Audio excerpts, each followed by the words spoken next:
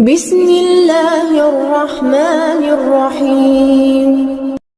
محترم عزیز دوستوں، آج ہم حضرت داؤد علیہ السلام اور ان کی عدالت کے انصاف کے بارے میں دیکھیں گے کہ کیوں آج بھی پوری دنیا میں حضرت داؤد علیہ السلام کا انصاف مشہور ہے۔ آپ کو بتا دیں کہ حضرت داؤد علیہ السلام کی عدالت لگا کرتی تھی، جہاں ہر کوئی انصاف پانے کے لیے آیا کیا کرتا تھا۔ داؤد علیہ السلام اپنی ذہنیت اور اللہ کے فضل سے ایسے فیصلے کیا کرتے تھے جس سے لوگ خوش بھی ہوتے اور کافی حیران بھی ہو جاتے تھے، کیونکہ آپ جو بھی فیصلے کرتے وہ سب اللہ کی مرضی سے ہوتے تھے۔ آپ کو حضرت داؤد علیہ السلام کی عدالت کا ایک ایسا واقعہ بتانے والا ہوں جسے دیکھ کر آپ کا ایمان تازہ ہو جائے گا۔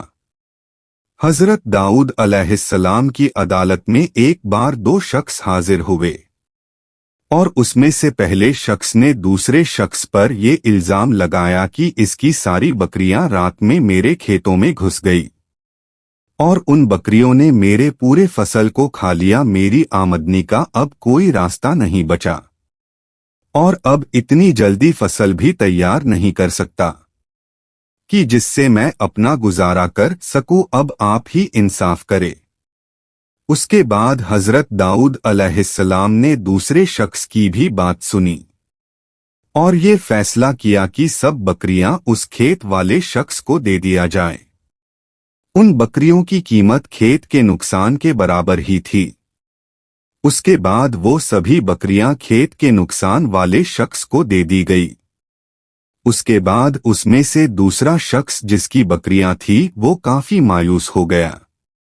اور جب وہ دونوں وہاں سے جانے لگے تب ان کی ملاقات حضرت سلیمان علیہ السلام سے ہوئی، جس کے بعد وہ دونوں نے حضرت سلیمان علیہ السلام کو حضرت داؤد علیہ السلام کا فیصلہ بتایا، جس کے بعد حضرت سلیمان علیہ السلام نے کہا اس فیصلے سے بہتر ایک اور فیصلہ ہے، اگر تم چاہو تو میں تمہیں بتا سکتا ہوں۔ اس وقت حضرت سلیمان علیہ السلام کی عمر صرف 11 سال کی تھی۔ دوستوں، آپ کو بتا دوں حضرت داؤد علیہ السلام حضرت سلیمان علیہ السلام کے والد ہیں۔ جب یہ بات حضرت داؤد علیہ السلام کو پتہ چلی تو حضرت داؤد علیہ السلام نے اپنے بیٹے حضرت سلیمان علیہ السلام کو بلایا اور فرمایا کہ بیٹا وہ کون سا فیصلہ ہے جو اس فیصلے سے بھی بہتر ہے، ہمیں بھی بتاؤ اس فیصلے کے بارے میں۔ اس کے بعد حضرت سلیمان علیہ السلام نے بہت ہی ادب کے ساتھ کہا کہ وہ فیصلہ یہ ہے کہ جس کی بکری نے نقصان کیا ہے وہ تب تک اسی کھیت میں کام کرے جب تک اس کی فصل اسی طرح نہ ہو جائے جس حال میں بکریوں نے کھائی تھی، اور تب تک یہ شخص جس کی کھیت کا نقصان ہوا ہے بکریاں اپنے پاس ہی رکھے گا اور ان کی دودھ کو بیچ کر اپنی ضرورتوں کو پورا کرے گا، اور جب اس کی کھیتی اسی حال میں پہنچ جائے تب اس کی کھیتی اسے واپس کر کے یہ اپنی بکریاں اس سے لے جائیں۔ یہی فیصلہ بہتر ہوگا دونوں کے لیے۔ جب حضرت داؤد علیہ السلام نے یہ فیصلہ سنا تو آپ بھی مسکرائے اور بولے یہ بہتر فیصلہ ہے، اور آپ کو یہ فیصلہ کافی پسند آیا۔ جب حضرت داؤد علیہ السلام نے حضرت سلیمان علیہ السلام کا فیصلہ سنا تو آپ نے دونوں فیصلوں کو سامنے رکھ کر حضرت سلیمان علیہ السلام کے فیصلے کو زیادہ پسند فرمایا،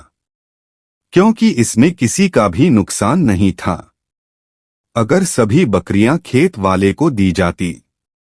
تب دوسرا شخص جس کی بکریاں تھی وہ اپنی آمدنی کا ذریعہ کھو دیتا، جس کے بعد حضرت سلیمان علیہ السلام نے ایسا فیصلہ کیا جس سے بکریوں والا بھی خوش تھا اور کھیت والا بھی جس کی فصل کا نقصان ہوا تھا، اور کچھ وقت کے بعد بکریاں اور کھیتی دونوں واپس ان کے پاس آ گئی جس کے وہ مالک تھے۔ दोस्तों, अल्लाह ताला ने अपने नबियों को ऐसी ताकत और जहनियत अता फरमाई जिससे वो बड़े बड़े फैसले चंद लम्हों में कर दिया करते थे और ऐसा फैसला करते थे जो एक आम इंसान की सोच से अलग होता है, जिसमें सबकी भलाई होती है और किसी का नुकसान नहीं होता। बेशक अल्लाह के नबियों की शान निराली है। अल्लाह ताला अपने नबियों को बेपनाह ताकतों कुव्वत के साथ दुनिया में भेजा,